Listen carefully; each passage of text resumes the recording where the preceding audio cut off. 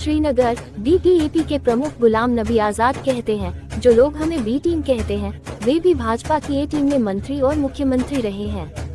गुलाम नबी आजाद भाजपा की मदद से न तो मंत्री रहे हैं और न ही मुख्यमंत्री। क्या वे पार्टियां खुद को एक टीम या सुपर ए टीम कहती हैं?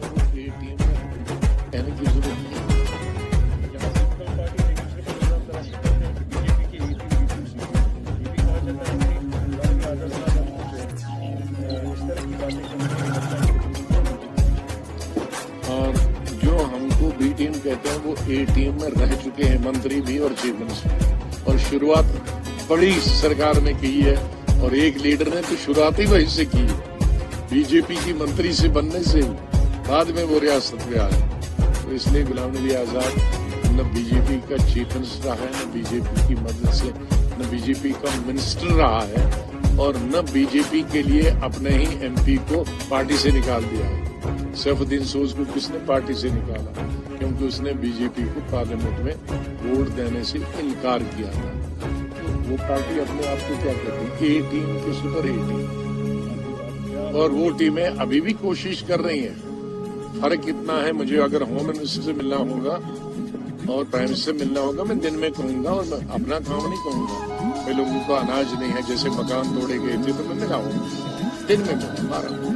लेकिन जो लीडर अपने आप को टीम से बाहर निकलना चाहते, क्या छाने वाला भूल गया होगा, वो रात के 12 बजे के लिए टीम मांगते हैं, टाइम मांगते हैं, ताकि कश्मीर वाला हमारा सिलसिला भी जारी रहे और यहाँ वाला दिल्ली वाला सिलसिला नहीं। किसके नहीं, जिसके बारे में भी कहा है उनको मालूम। की नीति धीरे धीरे कमजोर पड़ रही है। प्रधानमंत्री नरेंद्र मोदी का आज उत्तर प्रदेश में दूसरा दिन है। प्रधानमंत्री आज आजमगढ़ पहुंचे, जहां से उन्होंने यूपी सहित देश के 7 राज्यों को 34,676 करोड़ रुपए की 782 विकास परियोजनाओं की सौगात दी। इस मौके पर पीएम मोदी ने कहा कि आज आजमगढ़ का सितारा चमक रहा है। एक जमाना था जब दिल्ली से कार्यक्रम होता था और देश के अलग अलग जगहों से लोग जुड़ते थे। आज आजमगढ़ में कार्यक्रम हो रहा है और देश के अलग अलग जगहों से लोग जुड़े हैं। उत्तर प्रदेश जैसे जैसे विकास की बुलंदियों को छू रहा है, तुष्टीकरण का जहर भी कमजोर पड़ रहा है। पिछले चुनाव में आजमगढ़ की जनता ने भी दिखा दिया कि परिवार के लोग जहां अपना गढ़ समझते थे, वो दिनेश जैसा एक नौजवान उसे ढहा देता है। इसलिए परिवारवादी लोग इतने बौखलाए हुए हैं, आए दिन मोदी को लगातार गाली दे रहे हैं। ये लोग कह रहे हैं कि मोदी का अपना परिवार नहीं है। ये लोग भूल जाते हैं कि मोदी का परिवार, देश की 140 करोड़ की जनता, ये मोदी का परिवार है। और इसलिए आज हिंदुस्तान के हर कोने से आवाज हो रही है, हर कोई कह रहा है मैं हूं, मैं हूं, मैं हूं, मैं हूं।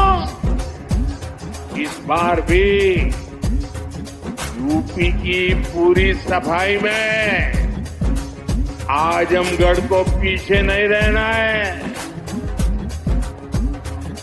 और मैं ये जानता हूं, मैं ये अच्छी तरह जानता हूं कि आजमगढ़ जोन जहां जाला ऊ कर लेवला। इसलिए मैं इस धरती से यही आह्वान करता हूं, जो देश कह रहा है, जो उत्तर प्रदेश कह रहा है, जो आजमगढ़ कह रहा है, उसी का मैं आह्वान करता हूं, अब की बार 400 पार, अब की बार फाउंडेशन के संस्थापक और अध्यक्ष नीता अंबानी ने 9 मार्च को मुंबई के जियो वर्ल्ड कन्वेंशन सेंटर में आयोजित 71वें मिस वर्ल्ड फाइनल के अवसर पर beauty with focus humanitarian award प्राप्त किया। नीता अंबानी ने इस सम्मान के लिए धन्यवाद देते हुए कहा, इस सम्मान के लिए धन्यवाद।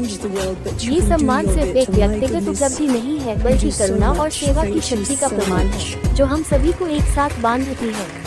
अपनी पूरी यात्रा के दौरान मुझे सत्यम, शिवम और सुंदरम के शाश्वत भारतीय सिद्धांतों द्वारा निर्देशित किया गया है। रिलायंस फाउंडेशन में हम प्रत्येक भारतीय स्पेशल महिलाओं व युवा लड़कियों को शिक्षा, स्वास्थ्य देखभाल, खेल में सशक्त बनाने के लिए एक समर्पित प्रयास कर रहे हैं। इसके साथ ही हम कला एवं संस्कृति को बढ़ावा देने का प्रयास कर रहे हैं। मैं इस पुरस्कार को कृतज्ञता और विनम्रता के साथ स्वीकार करती हूँ। Of the Humanitarian Award, Mrs. Neeta Mukesh Ambani. Neeta Ambani, you are not just loved and known so well in India, you are in fact known across the world. You can't change the world, but you can do your bit. And my goodness, you do so much. Thank you so much.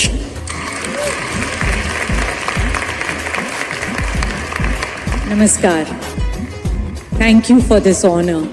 Throughout my journey, I've been guided by the timeless Indian principles of Satyam, Shivam, Sundaram.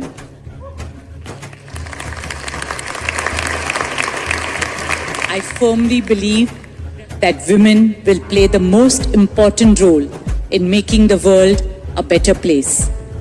This century belongs to women.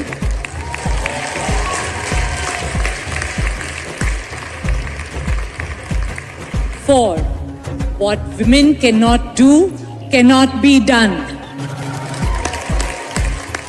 Over the years, I have witnessed Neeta ma'am's profound impact through her various endeavors. She's been a true trailblazer and someone who I know is not stopping anytime soon. I, for one, cannot wait to see what else she has planned for us. Congratulations, Neeta ma'am. Truly. Centre के उद्घाटन पर athletic federation of India के अध्यक्ष अदिनेश सुमरीवाला कहते हैं, ये भारत में पहला इंडोर ट्रैक है और शायद दक्षिण एशिया में सबसे अच्छा है। इस ट्रैक का बहुत महत्व है, खासकर जब हम भारत में मौसम की स्थिति देखते हैं। यह उन स्थानों पर आवश्यक है जहां ये बहुत ठंडा है, बहुत गर्म या बहुत बारिश, और एथलीटों को अभ्यास करने के लिए इंडोर सुविधाओं की आवश्यकता है। मुझे खुशी है कि खेल एक राज्य विषय होने के नाते ओडिशा सरकार ने ये कदम उठाया है और इस तरह से कुछ किया है, और मुझे यकीन है कि अन्य राज्य सूत्र का पालन करेंगे। कुछ वर्षों के भीतर भारत सभी राज्यों के साथ एक खेल महाशक्ति बनने जा रहा है। मैंने इतने राज्यों के खेल बजट में वृद्धि देखी है। ओडिशा में 1300 करोड़ रुपए का खेल बजट यहाँ आसानी से आयोजित होने वाली घटनाएं, महाद्वीपीय कप, एशियाई चैंपियनशिप और क्षेत्र स्तर और क्षेत्रीय स्तरीय बैठकें हैं। I think it's probably got one of the best sports science centers in this part of the world. So it's incredible that the state government has taken such an initiative. I'm glad that sports being a state subject, the government of Orissa has done it. I'm sure other states will follow suit. I know that other states. मंडी के पास दिल्ली जल board plant के अंदर एक बच्चा 40 foot गहरे borewell में गिर गया। एनडीआरएफ की टीम एनडीआरएफ के प्रभारी वीर प्रताप सिंह के साथ साइट पर पहुंच गई है। ये जल्द ही बोरवेल के समानांतर एक नया बोरवेल खोदकर बचाव अभियान शुरू करेगा, जिसमें बच्चा गिर गया है।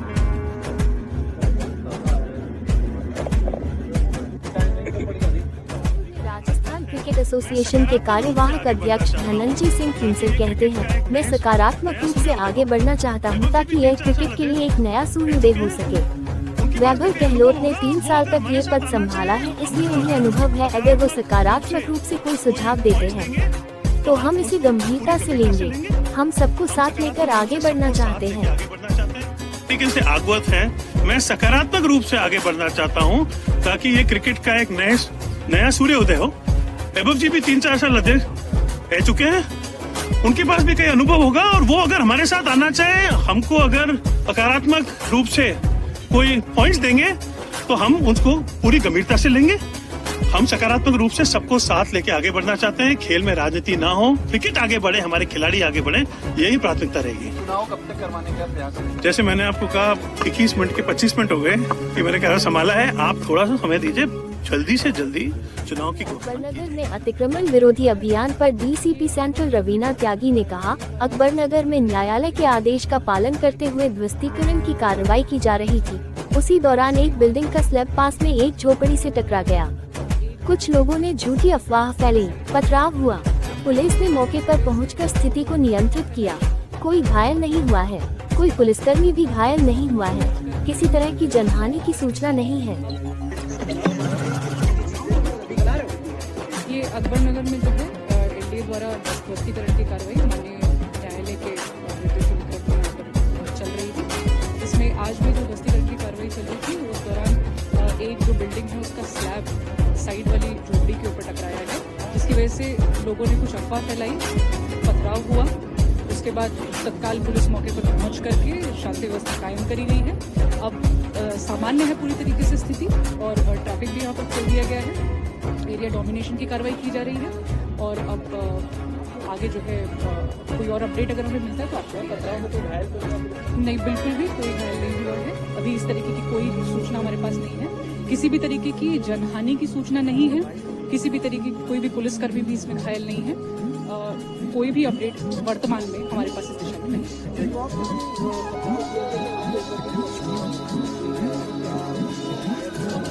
इसमें जो भी अपडेट होगा आप लोगों के साथ साझा करेंगे।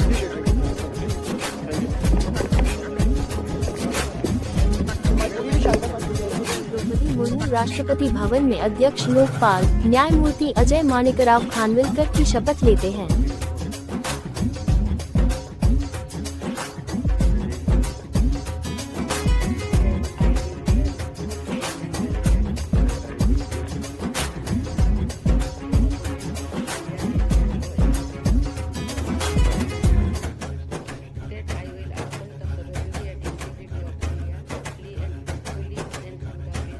कायस्थ परिवार अभिनंदन कार्यक्रम में अपने संबोधन के दौरान रक्षा मंत्री राजनाथ सिंह कहते हैं, भारत अंतर्राष्ट्रीय दुनिया में तेजी से प्रगति कर रहा है। आप लोग विदेशों में गए होंगे। आज की स्थिति पिछले दिनों से बहुत अलग है। ये अलग ध्रुवों की तरह है। हमारी योजना है इसे करने की मैं कोशिश कर रहा हूँ।